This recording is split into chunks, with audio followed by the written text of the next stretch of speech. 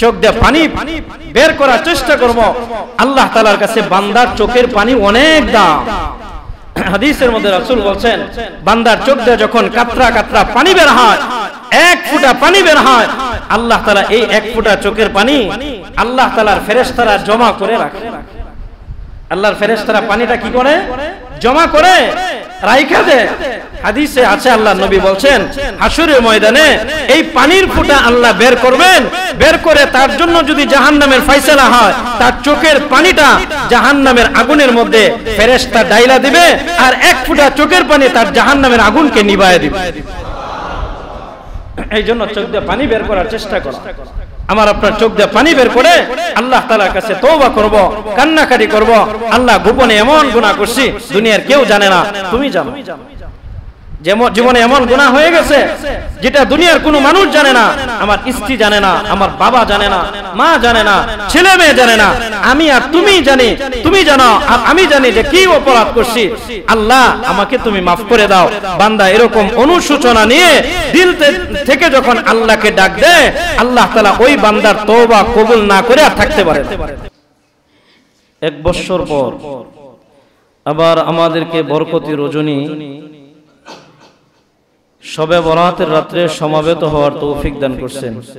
এজন্য আমরা সকলে দিল থেকে মালিকের শুকর গুজারি করি, আলহামদুলিল্লাহ।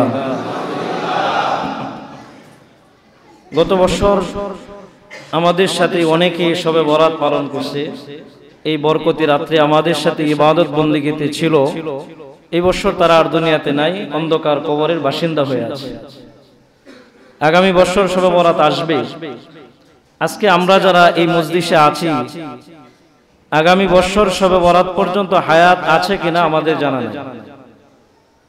এজন্য হায়াতের প্রতিটা সময় এত বড় নিয়ামত আর গনিমত, যদি আমরা এটা বুঝতাম তাহলে প্রতিটা সময়কে আমরা কাজে লাগানোর চেষ্টা করতাম। যে আজকে আমার হায়াত আছে, কালকে হায়াত নাও থাকতে পারে। আজকে যে আল্লাহ তাআলা আমাকে আপনাকে এই শবে বরাতের রাত, বরকতি রজনী, এই রাত্রে আল্লাহ তাআলা সমাবেত হওয়ার তৌফিক দান করছেন। আল্লাহ তাআলার মসজিদ হলো জান্নাতের বাগান। এই দুনিয়ার মধ্যে সর্ব উৎকৃষ্ট জায়গা হলো মসজিদ। দুনিয়ার সর্বশ্রেষ্ঠ জায়গা মসজিদ হলো জান্নাতের বাগান। রাসূল করিম সাল্লাল্লাহু আলাইহি ওয়াসাল্লাম হাদিসে পাকে ইরশাদ করেছেন, ইসরাফিলের সিংহা এত পাওয়ার থাকবে, বাঁশির মধ্যে ফু লাগাবে, দুনিয়া সব ধ্বংস হবে, আসমান জমিন সব ধ্বংস হয়ে যাবে, কোনো কিছু আর থাকবে না, শুধুমাত্র আল্লাহ তাআলার এই ঘর মসজিদগুলি ঠিক থাকবে। এই মসজিদগুলি থাকবে আর সব ধ্বংস হয়ে যাবে। আল্লাহ কোরআনের মধ্যে বলছেন, ইদা শামসু কুমবিরাত ওয়া ইদান নুজুমু কাদারাত ওয়া ইদাল জিবালু সুয়িরাত ওয়া ইদাল ইশারু উত্তিলাত। আল্লাহ তাআলা বলছেন, ইদা শামসু কুমবিরাত ওয়া ইদান নুজুমু কাদারাত। যখন ইসরাফিল তার সিংহার মধ্যে ফু দিবে বাঁশির মধ্যে, তখন তোমরা দেখবা আসমান ফেটে চুরমার হয়ে পড়ে গেছে, ধ্বংস হয়ে গেছে, জমিন ধ্বংস হয়ে যাবে, পাহাড় পর্বত কোনো কিছুই থাকবে না, শুধুমাত্র কেবলমাত্র এই আল্লাহর ঘর মসজিদগুলি অবিকল দাঁড়ায় থাকবে। তো আল্লাহ জাল্লা শানুহু জিজ্ঞাসা করবেন, তোমরা ধ্বংস হও না কেন? সব ধ্বংস হয়ে গেল, ফানা হয়ে গেল, তোমরা নিজের অবস্থানে পুরা স্থির আছো, কারণটা কি? মসজিদগুলির জবান আল্লাহ খুলে দিবে। হাদিসের মধ্যে রাসূল বলছেন, মসজিদ আল্লাহর সাথে তখন কথা বলবে, মসজিদ বলবে, আল্লাহ আমাকে যারা আবাদকারী ছিল তাদেরকে ভিতরে ঢুকায়া দাও, ওদেরকে নিয়ে আমি জান্নাত পর্যন্ত যাই। মসজিদ আবাদকারী যারা, তাদেরকে আমার ভিতরে ঢুকায়া দাও। এখন মসজিদ আবাদকারী শ্রেণী অনেক অনেক প্রকার আছে। নামাজ পড়ে মুসল্লি মসজিদে, তারা আবাদকারী এক শ্রেণী, যারা রেগুলার মসজিদে নামাজ পড়ে। আমার আপনার সেজদা যেই জমিনে লাগে, কপাল যেই জায়গা লাগায়, নবী হাদিসের মধ্যে বলছেন, এই সেজদার জায়গা যে জমিনে আমার আপনার কপালটা মালিকের কুদরতের পায়ে লাগায় সেজদারত অবস্থা, মালিকের সামনে মাথাটা নিচু করে দেই, ওই সেজদার জায়গা আমার নামাজের জায়গা। ময়দানে মাশরে আল্লাহর কাছে আমার আপনার জন্য শাফায়াত করবে। যে আল্লাহ তোমার এই বান্দা অমুক তারিখে অমুক দিন অমুক সময় এতটা সেজদা আমার উপর লাগাইছিল, আমি সাক্ষী। তো আল্লাহ তাআলা মসজিদের জমিনের সাক্ষী 100% কবুল করবেন এবং ওই বান্দাকে আল্লাহ বিনা হিসেবে জান্নাত দিয়ে দেন।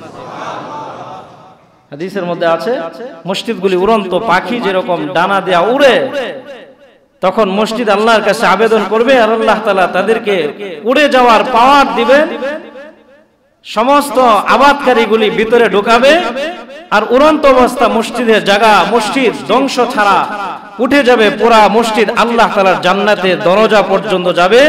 আল্লাহ নবী বলছেন এই মসজিদের জায়গা আর আল্লাহর জান্নাত সবটার সাথে অ্যাডজাস্ট করে একাকার করে দিবে।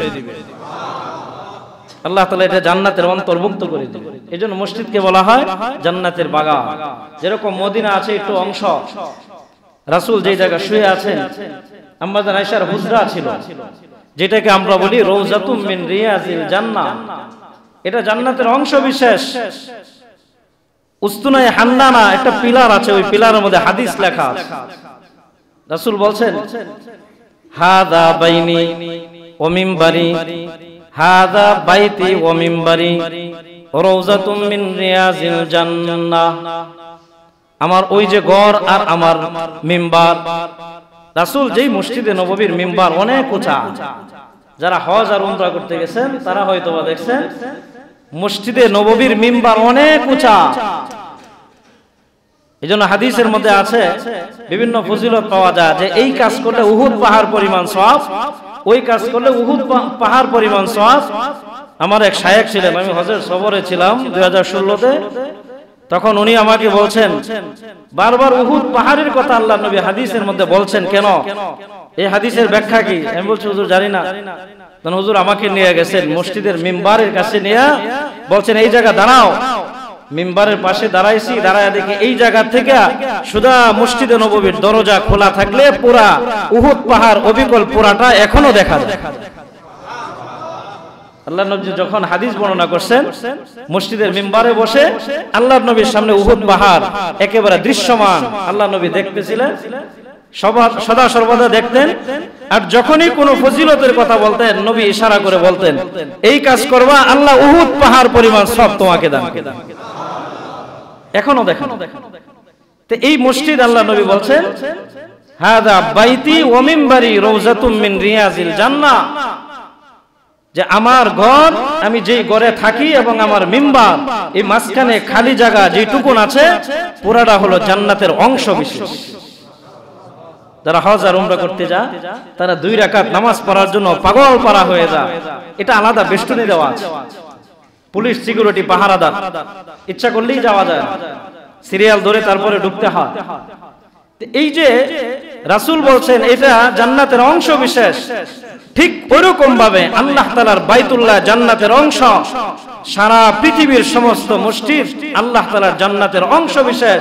আল্লাহ তাআলা পুরা কায়নাতের সমস্ত মসজিদগুলির জমিনকে উঠায় নিয়ে আল্লাহ তাআলা জান্নাতুল ফেরদাউসের সাথে একাকার করে দিবে। এজন্য আল্লাহ নবী বলছেন মসজিদে বেশি বেশি যাতায়াত করো, বেশি বেশি মসজিদে আসো, 5 বার মসজিদে আসো। তোমার যখনই যেটা প্রয়োজন হয় মসজিদে আসো, তোমার যে কোনো সমস্যা নিরসনের জন্য মসজিদে আসো। মসজিদে আল্লাহ তাআলা রহমতের খাজানা রাখছেন বান্দা। আমার আপনার সমস্ত মুসিবত দূর করার জায়গা হলো মসজিদ। আল্লাহ বলছেন তোমরা বুঝো না, মসজিদে আসো, এসে আমার কুদরতের পায়ে সেজদা লাগাবা আর হাত উঠাবা। আমি আল্লাহ জান্নাতের বাগানে চলে আসছো, তোমাকে আর অশান্তির মধ্যে রাখবো না, সমস্ত অশান্তি দূর করে দিব। এজন্য আল্লাহ বলছেন মসজিদে বারবার আসার কথা। আজকে যে রজনী আমরা আসছি এটা অত্যন্ত দামি এক রজনী। আমরা মোটামুটি প্রতি বছরই এই শবে বরাতের আলোচনা শুনি, মোটামুটি সবাই অবগত আছে এটা বরকতপূর্ণ রাত। কিন্তু এখন বর্তমানে কিছু জ্ঞান পাপী আহলে হাদিস নামদারি অথবা লা মাযহাবী, ওরা মানুষকে বিভ্রান্ত করবার জন্য, ওদের জ্ঞানের অভাব, ওরা বলে শবে বরাত বলতে কিচ্ছু নাই, শবে বরাত পালন করা বেদাত। মুসলমানদের ঈমান আমলকে নষ্ট করবার জন্য, এই বরকতপূর্ণ একটা রজনী থেকে বঞ্চিত করবার জন্য ওরা ষড়যন্ত্রকারী। আসলে সহিহ রিওয়ায়াতে অনেক হাদিস বর্ণিত আছে আল্লাহর নবী থেকে যে আল্লাহ তাআলা এই শবে বরাতের বারাকাত আর ফজিলত রাখছেন, যেটা গত জুমার আগের জুমা বলছিলাম, শেষ করতে পারি নাই, যে আল্লাহ নবী বলছেন বান্দার আমল 3 ভাগে আল্লাহর কাছে পৌঁছানো হয়। একটা তো প্রতিদিনের আমল প্রতিদিন পাঠায় দেওয়া হয়, আরেকটা হলো সাপ্তাহিক আমল পাঠানো হয়। সাপ্তাহিক কোন দিন? বৃহস্পতিবার। প্রতি বৃহস্পতিবার এক সপ্তাহ আমরা যা আমল করি বৃহস্পতিবার আল্লাহর কাছে সেটা পৌঁছায় দেওয়া হয়। এজন্য আল্লাহর নবী প্রতি বৃহস্পতিবার রোজা রাখতেন। উম্মতের জন্য বৃহস্পতিবার রোজা রাখা সুন্নতে জায়েদা, অতিরিক্ত সুন্নত। আল্লাহর নবীকে সাহাবায়ে কেরাম বলছেন আপনি বৃহস্পতিবার রোজা রাখেন কেন? আল্লাহর নবী বলছেন এক সপ্তাহের আমল আল্লাহর কাছে পৌঁছায় দেওয়া হয়। আমি রোজা রাখি এই জন্য যে আল্লাহর কাছে যখন আমার আমলনামার ডায়েরি পেশ করা হবে ফেরেশতা বলবে যে আপনার হাবিবকে দেখে আসছি রোজা রাখা অবস্থা। আমি আর আপনি যদি রোজা রাখার হালতে আমার আমল যা, তাহলে আল্লাহ কি বুঝবেন? আমার বান্দা আমার জন্য রোজা রাখছে। রোজা অন্য কারোর জন্য হয় না। রোজা তো এমন এক ইবাদত, এটার মধ্যে অহংকার, রিয়া, তাকাব্বুরি থাকে না। নামাজের মধ্যে অহংকার আসতে পারে, কোরআন তেলাওয়াতের মধ্যে অহংকার আসতে পারে, এই যে আমি কথা বলতেছি, ওয়াজ করতেছি, অহংকার আসতে পারে, সম্ভাবনা আছে। মানুষ আমাকে ভালো বলবে, ভালো ওয়াজ বলবে, অহংকার আসতে পারে। রিয়া, তাকাব্বুরি আসতে পারে, হজ করে অহংকার আসতে পারে। রোজা এমন এক ইবাদত, ওইটার মধ্যে অহংকার আসার সম্ভাবনা নেই। কারণ বান্দা রোজা রাখে একমাত্র কার জন্য? আল্লাহ। গোপনে যদি ঘরের মধ্যে দরজা লাগায় খায়া ফেলা, কেউ দেখবে? তারপরেও বান্দা খায় না। কেন খায় না? সে রোজা রাখছে আল্লাহকে পাওয়ার জন্য। এজন্য রোজা অত্যন্ত দামি ইবাদত। রাসূল হাদিসের মধ্যে বলছেন, রমজান আসলে আলোচনা হবে ইনশাআল্লাহ। রাসূল হাদিসের মধ্যে বলছেন রোজাদারের রোজার বিনিময় একমাত্র ফেরেশতাদের হাতে আল্লাহ দিবেন না, রোজাদারের বিনিময় আল্লাহ রোজাদারের কাছে আল্লাহ নিজের হাতে পৌঁছায় দেন। এজন্য রোজা খুব দামি ইবাদত। এজন্য রাসূল প্রতি বৃহস্পতিবার রোজা রাখতেন। আবার বাৎসরিক আমল আল্লাহর কাছে পৌঁছানো হয়। ওই বাৎসরিক কোন দিন পৌঁছানো হয়? অনেক মুহাদ্দিসিনে কেরাম বলছেন বাৎসরিক যে আল্লাহর কাছে আমলটা পৌঁছায় দেওয়া হয়, অনেক উলামায়ে কেরাম বলছেন এইটা শবে বরাতের রাতে পৌঁছায় দেওয়া হয়। এই জন্য শবে বরাত অত্যন্ত দামি এক রজনী। এই রাত সারা রাত কি করা? জাগ্রত থাকা। হাদিসের মধ্যে রাসূল বলছেন ইযা কানাত লাইলাতান নিসফি মিন শাবান ফাকুমু লাইলাহা ওয়া সুমু ইয়াওমাহা ফাইন্নাল্লাহা তাআলা ইয়ানজিলু ফিহা লিগুরুবিশ শামসি ইলাস সামাঈদ দুনিয়া ফায়াকুলু আলা বিন মুস্তাগফিরিন ফাআগফির লা আলা মুস্তারজিকিন ফাআরযুকাহু আলা মুবতালান ফাউআফিয়াহু আলা কাযা আলা কাযা হাত্তা ইয়াতলুআল ফাজর। আল্লাহর নবী হাদিসের মধ্যে বলেছেন ইযা কানাত লাইলাতান নিসফি মিন শাবান, যখন শাবান মাসের 14 দিবাগত রাত চলে আসে, ফাকুমু লাইলাহা, তোমরা সারা রাত জাগ্রত থাকো। ফাকুমু লাইলাহা, সারা রাত জাগ্রত থেকে ইবাদত করো, আল্লাহর গোলামি করো। এটা আল্লাহর নবী বলছেন ফাকুমু লাইলাহা, সারা রাত ইবাদতের মধ্যে কাটাও। ওয়াসুমু নাহারাহা, এবং পরের দিন রোজা রাখো। সারা রাত জাগ্রত থেকে ইবাদত করো, পরের দিন কি রাখো? রোজা। এই দুই আমলের কথা বলছেন। একটা হলো সারা রাত জাগ্রত থাকা, থেকে ইবাদত করা, আজকের রাতটা নষ্ট না করা কোনোভাবেই। আমরা অনেক সময় না বোঝার কারণে শবে বরাতের রাত এই জায়গা থেকে আরেক জায়গা, আরেক জায়গা থেকে আরেক জায়গা, এই মসজিদে 2 রাকাত, আরেক মসজিদে 2 রাকাত, এইভাবে সারা রাত আমরা ঘোরাফেরা করি অথবা গুরুস্থানে যাই, সময় নষ্ট করি। আল্লাহর নবী হাদিস থেকে পাওয়া যায়, আল্লাহর নবী শাবান মাসের এই রজব কি জানি বলে, ওই শবে বরাতের রাত গুরুস্থানে যায় কবর জিয়ারত করা নবীর জীবনের একদিনের আমল পাওয়া যায়, যে 1 বছর নবী শবে বরাতের রাতে জান্নাতুল বাকি গুরুস্থান জিয়ারত করার জন্য গেছিলেন। নবী কোনো দল বল নিয়ে যায় নাই, নবী একা একা গেছেন, যে কবর জিয়ারত করছেন। আপনি যদি ওই সুন্নাত আদায় করতে চান জীবনে, তাহলে আপনিও জীবনে একবার শবে বরাতের রাতে একা একা কবরে যান, যে চুপিসারে কবর জিয়ারত করে মাইয়িতদের জন্য মাগফিরাত কামনা করে চলে আসেন। নবীর ওই সুন্নাত আদায় হবে। প্রতি বছর দল বেঁধে গুরুস্থানে যায় সময় নষ্ট করার বিধান নেই। এবং এই রাতে অনেকেই গোসল করে, এটা সহিহ riwayate কোনো হাদিস পাওয়া যায় না যে গোসল করলে মাথার চুল থেকে দাড়ি থেকে অথবা মহিলাদের চুল লম্বা ফুটা ফুটা যত পানি পড়ে ওই পানির ফুটার সাথে তার গুনাহ মাফ হয়, এগুলি স্টাইলি riwayat, সহিহ riwayate হাদিস বর্ণিত নাই। এজন্য বাড়াবাড়ি করা যাবে না। শবে বরাত এই রাতটা নিয়ে বাড়াবাড়ি করা যাবে না, আবার ছাড়াছাড়িও করা যাবে না, মধ্যম পন্থা অবলম্বন করতে হবে। আল্লাহ নবী বলছেন এই রাতে তোমরা জাগ্রত থেকে নফল ইবাদত করো, বাড়াবাড়ি করবা না, দল বেঁধে ইবাদত না, নফল ইবাদত যত পারা যা করব। নফল ইবাদতের অনেক প্রকার আছে। ফাকুমু লাইলাহা, তোমরা রাত্রি জাগ্রত থাকো। দুনিয়া পাওয়ার জন্য কত রাত নাইট করে শেষ করি। ফ্যাক্টরি যদি নাইট থাকে সারা রাত নাইট করি না, একদিন একটা রাত রব্বে করিমকে পাওয়ার জন্য আমার জীবনে অন্য কোনো উদ্দেশ্য নাই, আজকে সারা রাতটা জাগ্রত থাকবো শুধু আল্লাহকে পাওয়ার জন্য। প্রতিদিন তো দোয়া করি, দোয়ার মধ্যে কত কিছু চাই। আজকে দোয়া করব খালি আল্লাহ তোমাকে চাই। আল্লাহ বলছেন আল্লাহর কাছে এই চাওয়াটা সবচেয়ে বড় চাওয়া, আল্লাহর কাছে পছন্দনীয় চাওয়া, যে আল্লাহর বান্দা আল্লাহর কাছে চাবে, বলবে আল্লাহ তুমি আমার হয়ে যাও, আমাকে তোমার বানায় না। আল্লাহর কাছে আল্লাহকে চাওয়া। আমরা তো দুনিয়া চাই, আল্লাহ চাই না। আল্লাহর কাছে আল্লাহকেই চাইতে হবে। আজকে সারা রাত আমরা জাগ্রত থাকবো। জাগ্রত থেকে আমরা কি করব? নফল ইবাদত, নফল নামাজ, লম্বা সময় নামাজ আদায় করলাম। আবার আরেকটা বিষয়, শবে বরাতের রাতে নফল নামাজ পড়ার অনেকেই বলে সূরা ফাতিহা প্রথম রাকাতে পরে 10 বার বা 20 বার সূরা ইখলাস বা অন্য কোন সূরা, এরকম সহিহ কোনো হাদিস বর্ণিত নাই। এগুলি সব ভ্রান্ত কথা। স্বাভাবিক অন্য সময় যেভাবে আমরা নফল নামাজ পড়ি ঠিক ওইভাবেই নফল নামাজ আদায় করব, অন্য কোনো নিয়ম নাই।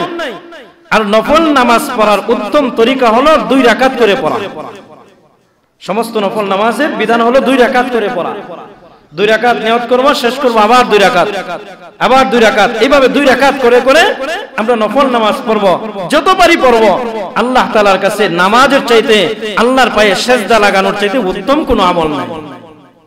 এজন্য নামাজ পড়া যত সম্ভব, শরীর যতটুক খোলা, শরীর যতটুক দিবে নফল নামাজ আদায় করব। নফল নামাজের নির্দিষ্ট কোনো তরিকা নাই, নির্দিষ্ট কোনো পদ্ধতি নাই।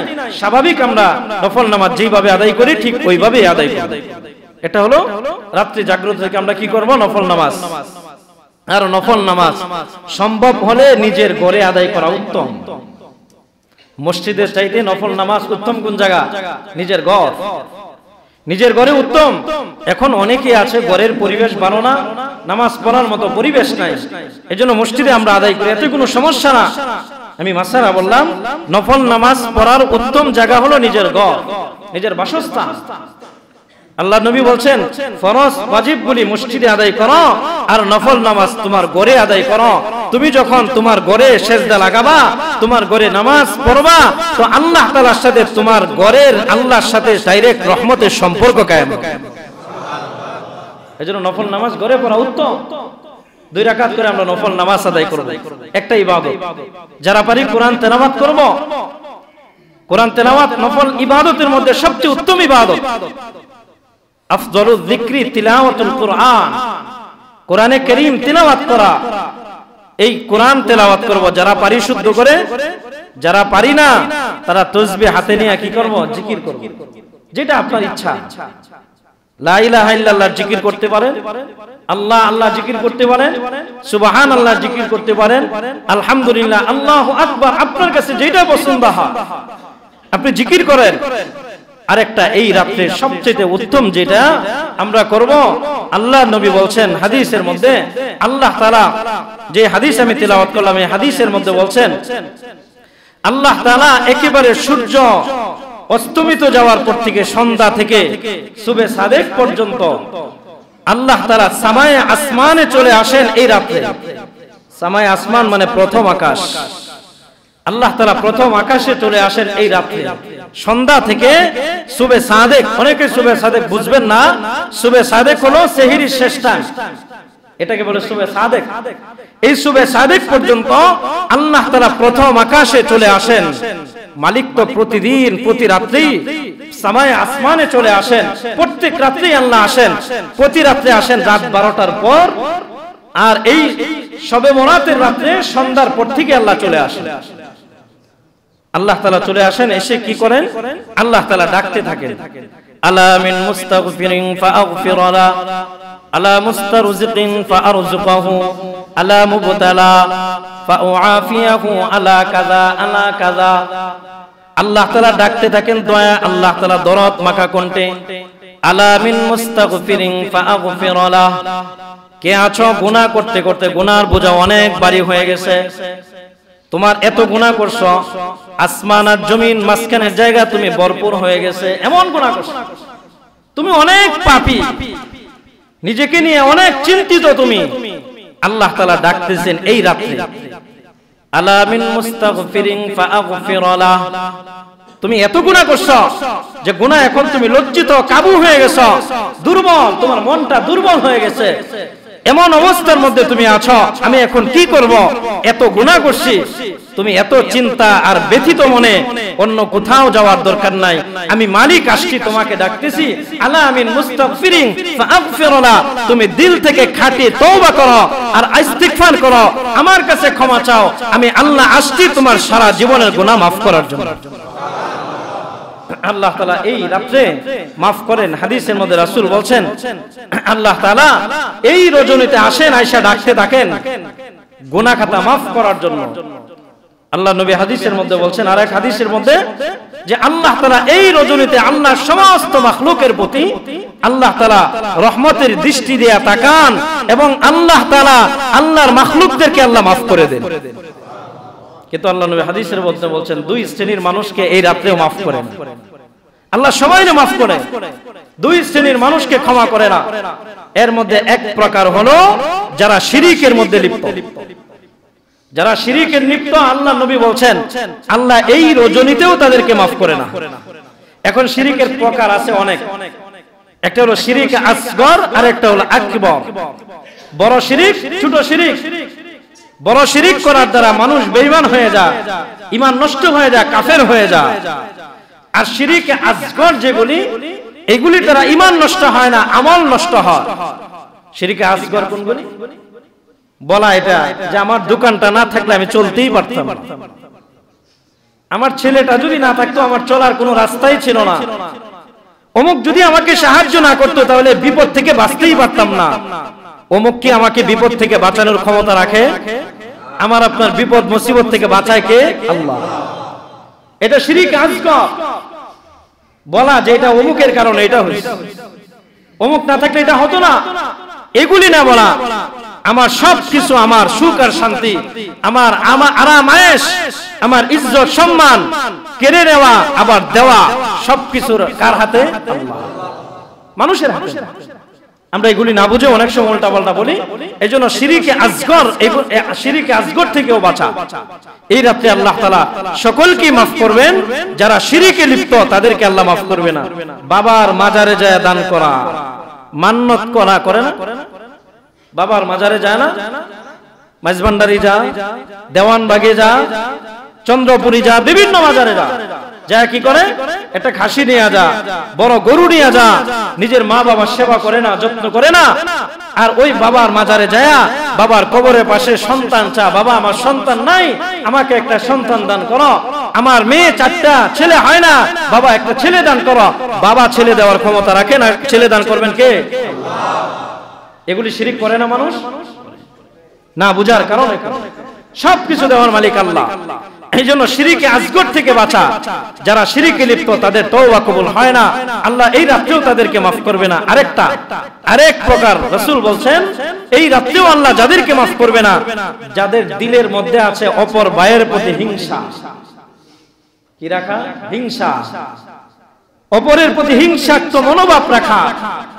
যার কলবে অপরের প্রতি হিংসা আছে, বিদ্বেষ আছে, ওই হিংসাকারীকে আল্লাহ তাআলা এই রাতেও ক্ষমা করবেন। এজন্য নিজের শত্রুর সাথেও হিংসাত্মক মনোভাব না রাখা। নিজের শত্রু যদি হয়, শত্রু যদি আমার সাথে খারাপ আচরণ করে, তার যদি একটা ভালো কিছু হয়ে যায়, হিংসার কারণে বলে আল্লাহ ওকে ধ্বংস করে না কেন? ওকে আল্লাহ ধ্বংস করতে পারে না? আরেক ভাইয়ের জন্য বদদোয়া না করা, অভিশাপ না দেওয়া, হিংসাত্মক মনোভাব না রাখা। যদি মনের মধ্যে হিংসা থাকে তাহলে আল্লাহ তার তওবা কবুল করবে না, তার দোয়া কবুল করবে না, আল্লাহ তাকে মাফ করবে না। এজন্য দিলে যদি হিংসা থাকে, দিলটাকে পরিষ্কার করে নেওয়া। এই রাতে আল্লাহ সবাইকে মাফ করবেন, দুই শ্রেণীর মানুষকে মাফ করবে না, যারা শিরকে লিপ্ত আর যাদের মনের মধ্যে আছে কি হিংসা। এই হিংসা থেকে বাঁচা, আল্লাহ তাআলা আমাদেরকে এই দুইটা গুনাহ থেকে বাঁচার তৌফিক দান করেন। আরেকটা হাদিস বলি ইনশাআল্লাহ, অল্প সময়ের মধ্যে দোয়া করব। রাসূল আরেকটা হাদিসের মধ্যে বলছেন, আম্মা জান আয়েশা রাদিয়াল্লাহু আনহা থেকে হাদিস বর্ণিত, আল্লাহর নবী এই শবে বরাতের রাতে লম্বা সময় নামাজ আদায় করতেছিলেন। রাসূল সিজদারত অবস্থা আছেন, আম্মা জান আয়েশা ধারণা করছেন নবী মনে হয় ইন্তিকাল হয়ে গেছে। অনেক লম্বা সময় নবী নাড়াচাড়া নাই, সিজদারত অবস্থা আছেন। আম্মা জান আয়েশা হাদিসের মধ্যে নিজেই হাদিস বর্ণনা করছেন যে আমি নবীর পায়ের মধ্যে আঙ্গুল দেয়া খুঁচা লাগাইছি, আমি আঘাত করছি। আঘাত পড়ার পরে নবীর পাটা একটু নাড়া দিবেন, তখন বুঝতে পারছি নবী মারা যায় না। নবী নামাজ শেষ করছেন, শেষ করে আমাকে বলছেন, আয়েশা আজকের এই রজনীটা কোন রজনী তুমি জানো? আম্মা জান আয়েশা বলছেন, ইয়া রাসূলুল্লাহ না। আল্লাহর নবী বলছেন, এটা হলো শাবানের 14 দিবাগত রাত, শবে বরাতের রাত। আল্লাহ তাআলা এই রাতটা এত বরকতপূর্ণ রাত, এই রাতে আল্লাহর কাছে যত মানুষ তওবা করবে, আল্লাহ তাআলা সমস্ত মানুষের তওবা কবুল করে তাদেরকে মাফ করে দিবে। এই রাতে যারা রহমত কামনা করবে, আল্লাহ তাআলা তাদেরকে আল্লাহর পক্ষ থেকে রহমত দান করবে। এজন্য আজকে রাতটা আমরা ঘোরাফেরা করে নষ্ট করব না, গুরুস্থানে যায় নষ্ট করব না, ভালো খাবার পাক করার পিছনে সময় নষ্ট করে মা বোনদেরকে ইবাদতের বিঘ্ন সৃষ্টিকারী হব না। মা বোনদেরকে ইবাদত করার সুযোগ দান করব। অনেক সময় ভালো খাবারের আইটেম রান্না করতে যায় মা বোনরা আর ইবাদত করতে পারে। আজকে রাতটা অনেক ভালো খাইতে হবে এমন না, এটার কোনো বিধান নাই, কিন্তু আমরা ইসলামকে না জানার কারণে উল্টাপাল্টা আমল করি। যে এই রাতে অনেক সময় দেখা যায় খাবার রান্না করতে যায়, ভালো খাবার পাক করতে হবে, এইটা সেইটা, এছাড়া হবে না। এগুলি সব দুর্বল হাদিস, সহিহ রিওয়ায়াতে কোনো হাদিস বর্ণিত। এজন্য আমরা এই রাতটাকে মূল্যায়ন করব। এই রজনীতে আল্লাহ তাআলার কাছে আমরা, আল্লাহ যেহেতু মাফ করবেন ঘোষণা করছেন, আল্লাহ তাআলা ডাকতেছেন মাফ করার জন্য। হাদিসের মধ্যে বলছেন, আলা মিন মুস্তাগফিরিন ফাগফির লা, আলা মুস্তারজিকিন ফারজুকহু। কারা আছো তোমাদের রিজিকের অভাব দূর হয় না, রিজিকের পেরেশানি দূর হয় না, অনেক চেষ্টা করেও তোমার রিজিকের ব্যবস্থা হয় না। আজকে রাতে আমি আসছি সামায় আসমানে, প্রথম আকাশে আমি আল্লাহ তাআলা রিজিকের ভান্ডার নিয়ে আসছি। আলা মুস্তারজিকিন ফারজুকহু, তুমি আমার কাছে রিজিক চাও, আমি আল্লাহ তাআলা আমার খাজানা থেকে তোমার জন্য রিজিকের বরাদ্দ করে দিব। আমার কাছে রিজিক চাও। হাদিসের পরের অংশ বলছেন, আলা মুবতালা, কে আছো মুসিবত জাদা, তোমার মুসিবত দূর হয় না, তোমার পেরেশানি দূর হয় না। আজকে এই মুসিবত, আগামী কালকে আরেক মুসিবত, আগামী কালকে আরেক মুসিবত, তুমি মুসিবত থেকে উঠতে পারো না। আলা মুবতালা, তোমার যত মুসিবত আছে, দুনিয়ার মুসিবত, দুনিয়ার মানুষ তোমার মুসিবত দূর করতে পারবে না। আমি মালিক আসছি মুসিবত দূর করার ক্ষমতা রাখি, আমি আল্লাহ। তুমি আমার কাছে মুসিবত থেকে উদ্ধারের জন্য আমার কাছে চাও, তুমি আমার কাছে রুজু হও, তুমি আমার কাছে চাইবা, আমি আল্লাহ তাআলা সমস্ত মুসিবত থেকে তোমাকে মুক্তি দান করে দেব। আলা কাযা আলা কাযা, আল্লাহ নবী হাদিসের মধ্যে কি বলছেন? আলা কাযা আলা কাযা হাত্তা ইয়াতুলু আল ফাজর। আল্লাহ বলছেন আলা কাযা আলা কাযা, তোমার জীবনে যত হাজত হতে পারে, প্রয়োজন হতে পারে, তোমার যা যা প্রয়োজন সব আমার কাছে চাও। আল্লাহ দুই তিনটা উল্লেখ করছেন, আল্লাহ দুই তিনটা উল্লেখ করে বলছেন আলা কাযা আলা কাযা, তোমার যা যা দরকার সব আমার কাছে আজকে রাতে চাও, আমি আল্লাহ তাআলা আজকের এই রজনীতে তোমার সমস্ত হালাল চাহাতগুলি আমি আল্লাহ পূরণ করে দেব। এজন্য আল্লাহ তাআলার কাছে কি সব চাওয়া, দুনিয়ার মানুষের কাছে চাওয়া জানা, আল্লাহর কাছে চাওয়া যা।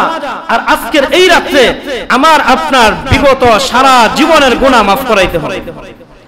আল্লাহ তাআলা বলছেন তওবা করো। আমি যে আয়াত তেলাওয়াত করছি আয়াতের মধ্যে বলছেন আল্লাহ তাআলা ইয়া আইয়ুহাল্লাযীনা আমানু তুবু ইলাল্লাহি তাওবাতান নাসুহা, তুমি তাওবাতুন নাসুহা করো, দিল থেকে আমার কাছে তওবা করো। তোমার এমন গুনাহ আছে, এমন অন্যায় আছে যে অন্যায়টার জন্য আমি তো একবার তওবার আলোচনা করছি। ময়মনসিংহ যখন মসজিদে থাকতাম, জুমা পড়াইতাম, এক পুলিশ অফিসার এসপি ছিলেন উনি তো তওবার আলোচনা করার পরে বেকারার হয়ে গেছে। আমার কামরা যায় বলতেছেন হুজুর আমার জীবনে কি হবে? বলে আপনি কি করছেন? বলছে হুজুর আমি জীবনে এত জিনা ব্যভিচার করছি, এটা চাকরি দিব বলে কত যুবতীর ইজ্জত নষ্ট করছে এটা আমি জানি না। এখন আমার কি? আমি আশ্চর্য হয়ে গেছি। ভদ্রলোক আমার সামনে আয়েশা এইভাবে নিজে কান্না করে পাগলের মতো হয়ে গেছে যে হুজুর আমার তওবার তরিকা কি? আমি কিভাবে আল্লাহর কাছে তওবা করব? এজন্য আল্লাহ তাআলা ডাকতেছেন তোমার যত গুনাহ হোক, পাহাড় পরিমাণ গুনাহ করছো, গুনাহ করতে করতে জমিন থেকে আসমান পর্যন্ত আর কোনো খালি জায়গা নাই, সব ভরে ফেলছো গুনাহ করে, তারপরেও তুমি আমার রহমত থেকে বিমুখ হবে না। তুমি দিল থেকে তওবা করে আমার কাছে মাফ চাও, আমি আল্লাহ তোমাকে সৃষ্টি করছি, আমি আল্লাহই তোমাকে মাফ করে দেব। এজন্য আল্লাহ তাআলার কাছে কি করা? খাঁটি দিলে তওবা করা। তওবা কবুলের জন্য শর্ত আছে, শর্তগুলি পূরণ করে আল্লাহর কাছে তওবা করা, তাওবাতুন নাসুহা করা, আল্লাহ তাআলার কাছে খাঁটি দিলে তওবা করা। আমি আর আপনি তওবা করব। আল্লাহ তো কোরআনের মধ্যে বলছেন লা তাকুনাতু মির রাহমাতিল্লাহ ইন্নাল্লাহা ইয়াগফিরুয যুনুবা জামিআ ইন্নাহু হুয়াল গফুরুর রহিম। তুমি আমার কাছে আমার রহমত থেকে বিমুখ হবে না, তুমি আমার কাছে তওবা করো, আমি আল্লাহ তোমাকে মায়া করি, মহব্বত করি, ভালোবাসি, তোমাকে আমি সৃষ্টি করছি, রিজিক দান করি, এত গুনাহ করছো তারপরেও তোমার রিজিক তো আমি বন্ধ করি না। আমি তো তোমাকে মহব্বত করি, তুমি আমার দিকে ফিরে আসো, তওবার দিকে ফিরে আসো। তুমি খাঁটি দিলে তওবা করো আর চোখ দিয়ে এক ফোঁটা পানি জড়াও, তোমার চোখ দিয়ে পানি বের হওয়ার আগেই আমি আল্লাহ তোমার তওবা কবুল করে নেব। এজন্য আজকে রাত্রে যেহেতু আল্লাহ তাআলা মাফ করে দিবেন, এজন্য আমার আপনার আজকে সারা রাত যত বেশি পারি আল্লাহর কাছে কান্নাকাটি করব, চোখ দিয়ে পানি জড়াবো, চোখ দিয়ে পানি বের করার চেষ্টা করব। আল্লাহ তাআলার কাছে বান্দার চোখের পানি অনেক দাম। হাদিসের মধ্যে রাসূল বলছেন বান্দার চোখ দিয়ে যখন কাতরা কাতরা পানি বের হয়, এক ফোঁটা পানি বের হয়, আল্লাহ তাআলা এই এক ফোঁটা চোখের পানি আল্লাহ তাআলার ফেরেশতারা জমা করে রাখে। আল্লাহর ফেরেশতারা পানিটা কি করে? জমা করে রাইখা দেয়। হাদিসে আছে আল্লাহ নবী বলছেন হাসরের ময়দানে এই পানির ফোঁটা আল্লাহ বের করবেন, বের করে তার জন্য যদি জাহান্নামের ফয়সালা হয়, তার চোখের পানিটা জাহান্নামের আগুনের মধ্যে ফেরেশতা ডাইলা দিবে, আর এক ফোঁটা চোখের পানি তার জাহান্নামের আগুনকে নিভায়ে দিবে। এই জন্য চোখ দিয়ে পানি বের করার চেষ্টা করো। আমার আপনার চোখ দিয়ে পানি বের করে আল্লাহ তাআলার কাছে তওবা করব, কান্নাকাটি করব। আল্লাহ গোপনে এমন গুনাহ করছি দুনিয়ার কেউ জানে না, তুমি জানো। জীবনে এমন গুনাহ হয়ে গেছে যেটা দুনিয়ার কোনো মানুষ জানে না, আমার স্ত্রী জানে না, আমার বাবা জানে না, মা জানে না, ছেলে মেয়ে জানে না, আমি আর তুমি জানি, তুমি জানো আর আমি জানি যে কি অপরাধ করছি। আল্লাহ আমাকে তুমি মাফ করে দাও। বান্দা এরকম অনুশোচনা নিয়ে দিল থেকে যখন আল্লাহকে ডাক দেয়, আল্লাহ তাআলা ওই বান্দার তওবা কবুল না করে আর থাকতে পারে না। এজন্য বুখারী হাদিসের মধ্যে আছে আল্লাহ নবীর জামানা, নবীর জীবন দশা, মক্কা এক ব্যক্তি ছিল কাফন চোর। সে কাফন চুরি করে বিক্রি করতো, এটা তার পেশা ছিল। সে কাফন চুরি করে বিক্রি করত। মদিনায় এক যুবতী মেয়ে মারা গেছে, বিবাহ হয় নাই, সুন্দর রমণী এক যুবতী মারা গেছে। মারা যাওয়ার পরে ওই মেয়েকে দাফন করা হয়েছে দিনের বেলা, লাশ নষ্ট হয় নাই। রাত্রের বেলা ওই কাফন চোর গেছে চুরি করার জন্য। মেয়ের চেহারা ছিল অনেক সুন্দর, বুখারী হাদিসের মধ্যে আছে। মেয়েকে যখন দাফন করে রাত্রের বেলা ওই কাফন চোর গেছে কাফন চুরি করার জন্য, লাশ উঠাইছে কবর থেকে, উঠায়া মেয়ের চেহারার দিকে তাকায়া সে আর নিজেকে কন্ট্রোল করতে পারে নাই, নিয়ন্ত্রণ করতে পারে নাই, ওই মৃত মেয়ের সাথে জিনা করছে। বুখারী হাদিসের মধ্যে রাসূল বলছেন ওই মৃত মেয়ের সাথে জিনা করছে। জিনা করে কাফনের কাপড়টা নিয়ে মেয়ের লাশটা কবরের মধ্যে রেখে আবার চলে যাইতেছে। তো আল্লাহ তাআলা কুদরতি ভাবে ওই মেয়েকে জীবিত করে দিয়েছেন। মেয়ে কবর থেকে দাঁড়াইছে, দাঁড়ায় বলছে, এই নওজোয়ান দাঁড়াও, তুমি যে আমার সাথে আজকে কুকর্মটা করলা, আমি তো জান্নাতি একজন মহিলা, আমাকে দাফন করার পর আল্লাহ আমাকে এত ইজ্জত দান করছেন, আশেপাশের গুরুস্থানের যত মহিলা আছে সমস্ত মহিলাদের জান্নাতের সর্দার আল্লাহ আমাকে বানায় দিয়েছিলেন, কিন্তু তুমি আমার সাথে জিনা করে আমাকে নাপাক করে দিলা। আমি তো দুনিয়ার হায়াতে নাই, আমি তো আর গোসল করতে পারবো না, পবিত্র হতে পারবো না, আমার সাথে যে অন্যায়টা করলা আল্লাহর কাছে তোমার বিচার দিয়া দিলাম, আল্লাহ যেন তোমার বিচার করে। হাদিসের মধ্যে আছে ওই নওজোয়ান মহিলা যখন দাঁড়ায় কথা বলছে কবর থেকে, নওজোয়ানের ভিতরে ভয় আসছে। সে সকালবেলা নবীর কাছে চলে গেছে যে এই গুনাহ আল্লাহ মাফ করবে কিনা জানার জন্য। হযরত উমরের সাথে সাক্ষাৎ, হযরত উমর দেখেই তাকে চিনছেন, কাপনচুর। উমর বলছেন, কেন আসছে এই জায়গা? উমর তো খুব রাগী ছিল, সে চিন্তা করছে আমি যে কর্ম করছি উমরকে যদি বলি উমর আমাকে দুনিয়াতে রাখবে না, তোর বাড়ি দিয়ে কাল্লা আলাদা করবে। উমরকে বলছেন, আমি একটা অন্যায় করছি, নবীর কাছে যাব। নবী হযরত উমর বলছেন, তোর যাওয়ার দরকার নেই। বলছে, আমাকে একটু যাওয়ার পারমিশন দেন। বলছে, কি কারণে যাবে বল। সে বলছে, আমি বলতে পারি, আপনি আগে ওয়াদা করেন আমাকে কিছু করবেন না। হযরত উমরের ওয়াদাবদ্ধ। উমর বলছেন, ঠিক আছে বল, আমি তোকে কিছু করব না। তখন ওই যুবক বলছে, আমি গত রাত্রে ওই মহিলাকে দাফন করার পর রাত্রে মহিলার কাফন আনতে গেছিলাম, ওর চেহারা দেখা নিজের নিয়ন্ত্রণ হারায়া আমি ওই মহিলার সাথে জিনা করছি, আর মহিলা আমাকে এই কথা বলছে গত রাত্রে। আমার ভিতরে ভয় আসছে আল্লাহকে আমার এই গুনাহটা মাফ করবে কিনা, এটা জানার জন্য নবীর কাছে আসছে। হযরত উমর ক্ষিপ্ত হয়ে বলছেন, ওয়াদা দিছি এই জন্য তোকে কিছু করলাম না, যদি ওয়াদাবদ্ধ না হতাম তাহলে আমার তোর বাড়ি দিয়ে তোর কাল্লা আলাদা করে দিত। নবীর কাছে পাঠাইছেন। নবীর কাছে যাওয়ার পরে নবী তার ঘটনা শুনে নবী বলছেন, চলে যাও, আমি জানি না আল্লাহ তোমাকে মাফ করবে কি। নবী রাগ করে তাকে তাড়াইয়া দিয়েছেন, চলে যাও, আমি জানি না আল্লাহ তোমাকে ক্ষমা করবে কিনা। ওই নওজোয়ান চিন্তা করলো, হযরত উমর ক্ষিপ্ত, যে শুনবে সে আমাকে তিরস্কার করবে, আল্লাহ নবী যেহেতু আমাকে তাড়ায়া দিবেন তাহলে আমার তো আর মাফের কোনো রাস্তা নাই। সে নিরুপায় হয়ে অনুশোচনা নিয়ে এমন ভাবে কান্না শুরু করছে, আল্লাহ তাআলার কাছে তওবা শুরু করছে। হাদিসের মধ্যে আছে, রাসূল বলেন, ওই ব্যক্তি কান্না করতে করতে তওবা করতে করতে সে রাস্তা দিয়ে যাইতেছে, বেহুশ হয়ে অজ্ঞান হয়ে রাস্তার কিনারে পড়ে গেছে। আল্লাহ তাআলা জিবরাইলকে পাঠাইছেন নবীর কাছে। আল্লাহ তাআলা জিবরাইল আয়েশা বলছে, ইয়া রাসূলুল্লাহ, এই অল্প সময় আগে যে যুবককে আপনি তাড়ায়া দিলেন, যুবকের ফয়সালা দিতে পারেন নাই, আল্লাহ তাআলা ওই যুবকের তওবা কবুল করে তার সারা জীবনের গুনাহ মাফ করে দিয়েছেন। আপনি আল্লাহ তাআলা আমাকে পাঠাইছেন ওই যুবককে খুঁজে আনার জন্য, ওই যুবককে সুসংবাদ দেওয়ার জন্য। আল্লাহর নবী বলছেন, আল্লাহ তাআলা এত দয়া আর এত মায়া আমাকে আপনাকে করেন, আমি আর আপনি তো ওই কাপন চুরের মতো এত বড় গুনাহ করি নাই। তাহলে ওই মালিকের কাছে আমি আর আপনি যদি আজকের এই রাতে এই রজনীতে সকলেই মিলে চোখ দিয়ে যদি পানি জড়ায়া ওই মালিককে দেখাতে পারি, আমার বিশ্বাস আল্লাহ তাআলা কারো না কারো জবানের কথাটা শুনবেন এবং আল্লাহ পুরা মজলিসের সবাইকে মাফ করে দিবেন। আমরা খাঁটি দিলে তওবা করে আল্লাহ তাআলার কাছে রুনাজারি করব, কান্নাকাটি করব, আল্লাহর কাছে দোয়া করব, আমার আপনার চোখ দিয়ে যেন পানি বের করে কান্নাকাটি করতে পারি। আজকে রাতটা নষ্ট করব না আলোচনা করে। এটাই হলো শবে বরাতের মূল মুলাখাস, একেবারে সার নির্যাস। সারা রাত জাগ্রত থেকে ইবাদত করব। ইবাদত কি? নফল ইবাদত। যতবারই নফল ইবাদত করব। ইবাদত করার নির্দিষ্ট কোনো তরিকা নাই। সারা রাত নামাজ পড়ব, জিকির আজকার করব, কোরআন তেলাওয়াত করব, আল্লাহর কাছে লম্বা সময় দোয়া করব, আল্লাহর কাছে তওবা করব। লা হাওলা ওয়ালা কুওয়াতা ইল্লা বিল্লাহ। তাসবিহ সূরা হাতে নিয়ে কি করব? লা হাওলা ওয়ালা কুওয়াতা ইল্লা বিল্লাহ, লা হাওলা ওয়ালা কুওয়াতা ইল্লা বিল্লাহ। এইভাবে আল্লাহ তাআলার কাছে ইস্তিগফার করে নিজের পিছনের জীবনের গুনার কথা স্মরণ করে লজ্জিত হয়ে নিজের চোখ দিয়ে পানি বের করার চেষ্টা করব। আল্লাহ তাআলা কোরআনের মধ্যে বলছেন, ফালয়াদহাকু কলিলা ওয়ালয়াবকু কাসীরা। আল্লাহ তাআলা বান্দার চোখের পানি, আল্লাহ তাআলা হাসির চাইতে কান্না বেশি পছন্দ করেন। আল্লাহ বলছেন, কম কম হাসো, বেশি বেশি কাঁদো। হাসো কম, কাঁদো বেশি। তুমি যত কাঁদবা তোমার ইজ্জত তত বাড়বে। হযরত ওমর কাঁদছেন সারা জীবন।